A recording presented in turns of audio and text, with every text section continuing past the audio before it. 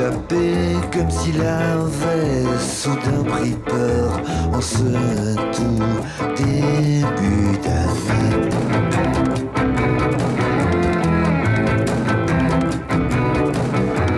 On joue à se faire peur à l'idée qu'il ait pu s'évader, mais il s'est caché tout à l'intérieur. Il veut juste se refaire la journée.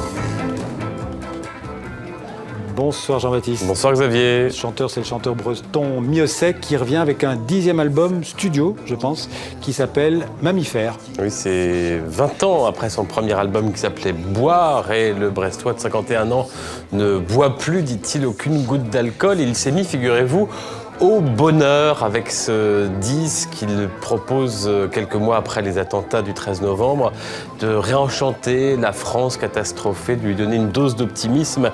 En fait, il a fait une tournée avec ce trio folk acoustique avec un accordéoniste, un guitariste et une violoniste qui n'est autre que sa nouvelle compagne. Ça aussi, ça aide peut-être pour le bonheur qu'on a vu. Et ça donne cet album 11 chansons qu'il va défendre cet été à La Rochelle aux Francopholies. Album tourné vers la joie, vers le bonheur de chanter, bonheur de l'écouter. On le réécoute quelques secondes.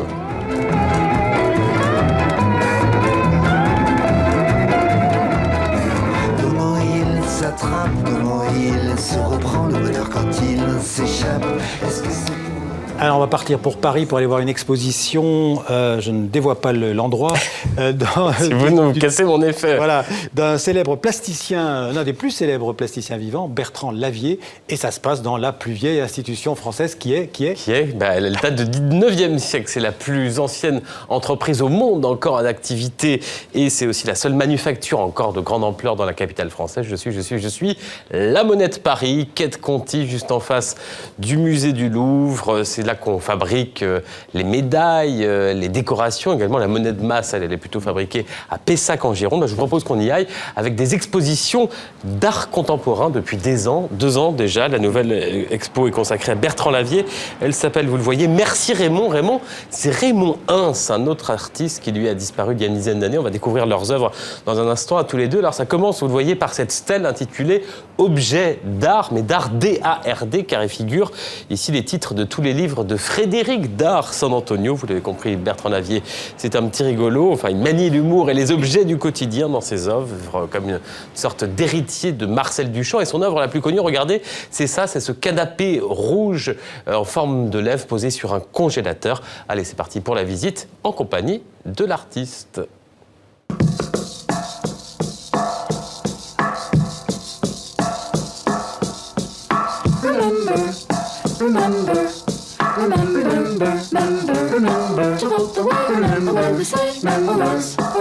Les objets du quotidien, c'est finalement un regard qu'on montre sur le réel.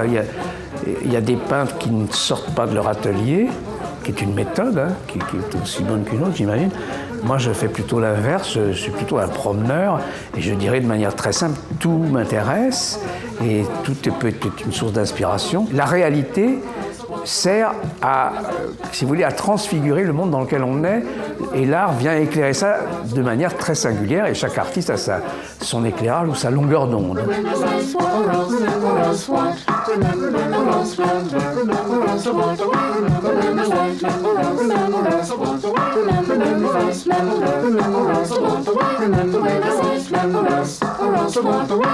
Raymond, c'est extrêmement simple. C'était d'abord un ami, quelqu'un qui était plus âgé que moi, que j'ai rencontré. C'est presque le premier artiste que j'ai rencontré dans ma vie. Et donc, Raymond avait une manière extrêmement libre de se promener justement dans l'art. Et moi, j'ai une manière un peu semblable de travailler, c'est-à-dire que je ne suis pas du tout lié à un seul médium. Je travaille aussi bien avec de la peinture que des néons, de la photo, du son, enfin, mille choses. Et donc ça nous a beaucoup liés.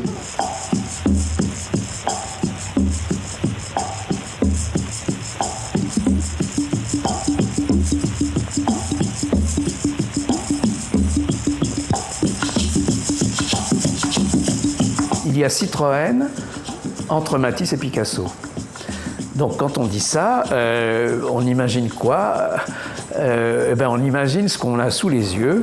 C'est-à-dire qu'on a une voiture qui s'appelle une Picasso, une autre qui s'appelle une Matisse, et entre ces deux voitures, qui sont presque l'une contre l'autre, j'ai installé 6 petits arbustes qui sont Citroën. C'est un rébus qui déstabilise la réalité. C'est-à-dire que le langage vient faire basculer deux voitures et des arbustes dans une figure un peu à la fois de jeu de mots et une figure un peu poétique.